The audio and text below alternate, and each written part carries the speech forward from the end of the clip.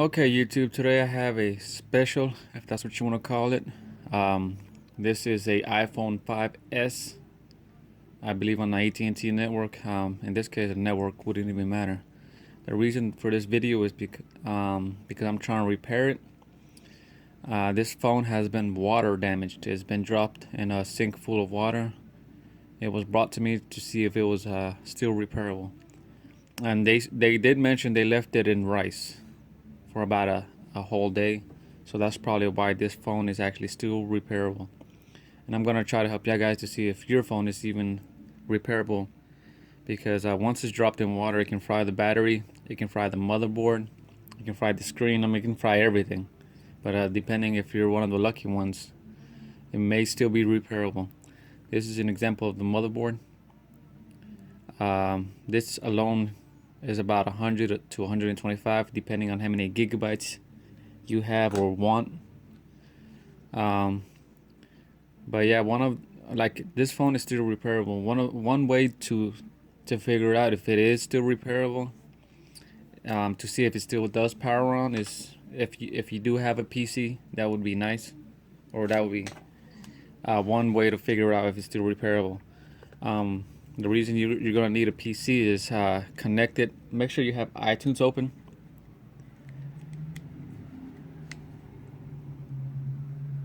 And just give it a second.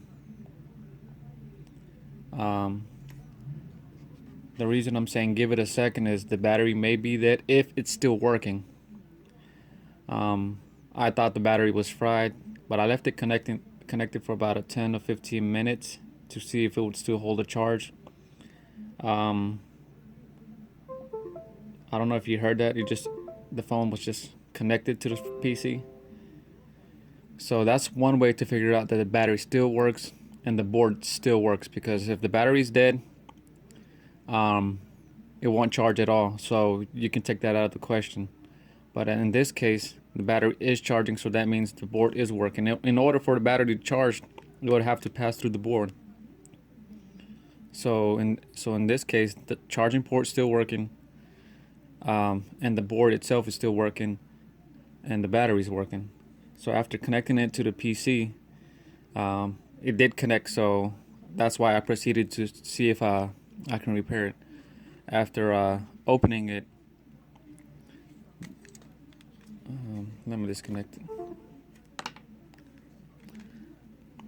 To open it, you would need one of these star screws. You have 2 screws on the bottom. Depending if you bought a screen online, it would come included. So you have 2 screws, 1, 2. After you take those out, then you would simply try to pop the screen out with a suction cup. That would be helpful. Or you can use one of these and just get it in the edge and slightly get it out, and eventually work your way with it. Since this is a iPhone 5S, the 5S model has a flex cable, which is the home button. I'm trying to get a good angle. The flex cable has a little metal thing covering the connector. So before you start yanking the screen off completely, make sure you remove this. You can use the same tool. I use the same tool. Just slightly nudge the metal that's connecting the connector. The metal would look like this. If I'm trying to get a give you. Shoot. If I can get a good grip of it. That's how the metal would look. Keep this in place, because this metal is to hold the home button in place, just in case you drop it. That way it doesn't automatically disconnect itself. Then once you have that, you can simply open it. Like I said, I had got it started to repair this before I even thought about making a video. This is where the battery's connected.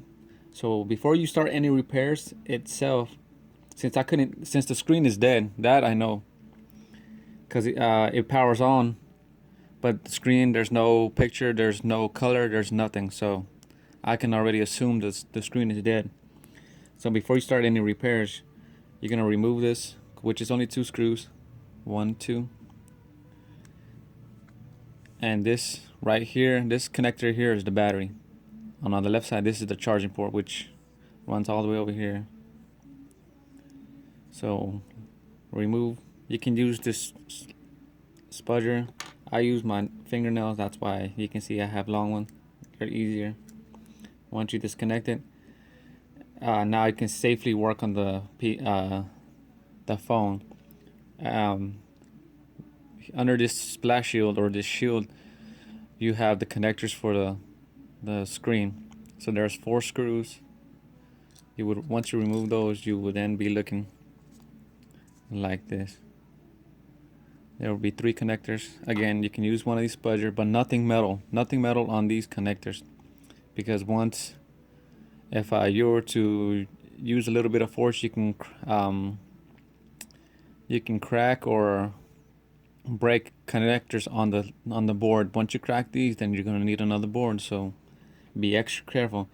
You can use this, and in my case, like I said, I have a little nails.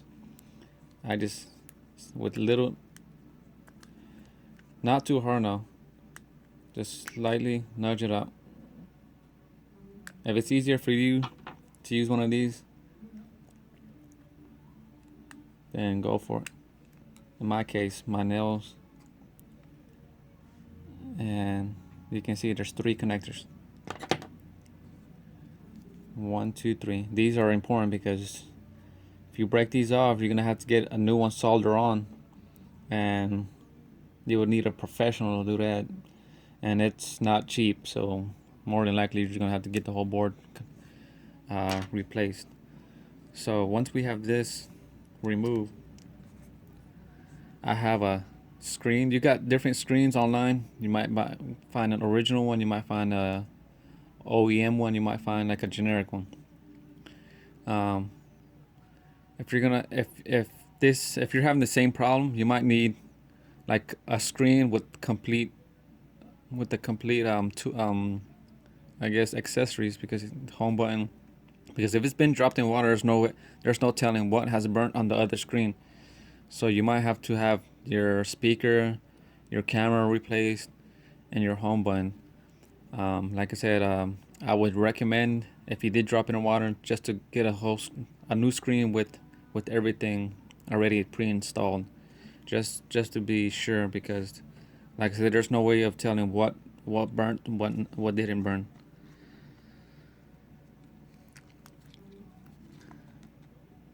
And simply make sure you hear, when you connect it, you hear like a clip. You can actually feel it clipping in. Don't use too much pressure. If you pressure, you can also bend the connectors, which would not be too good. And you can actually feel it or hear it connect nice and snug. So once you have all this connected, connect the battery back.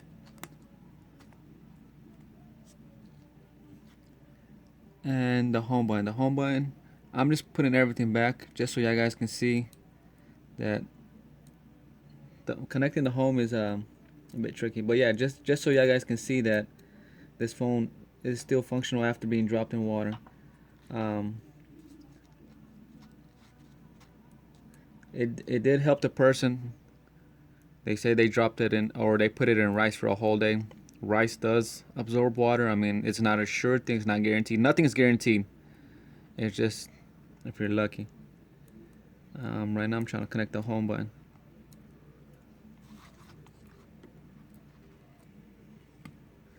If I can get a good angle on it.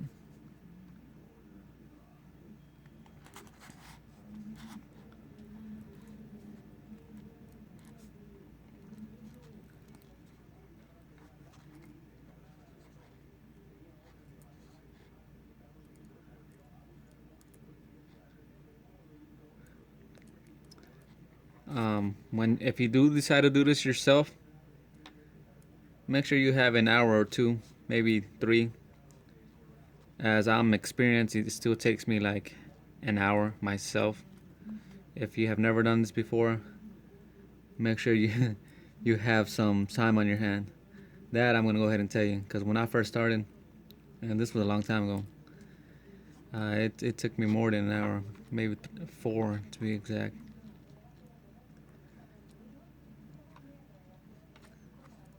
If this home would connect.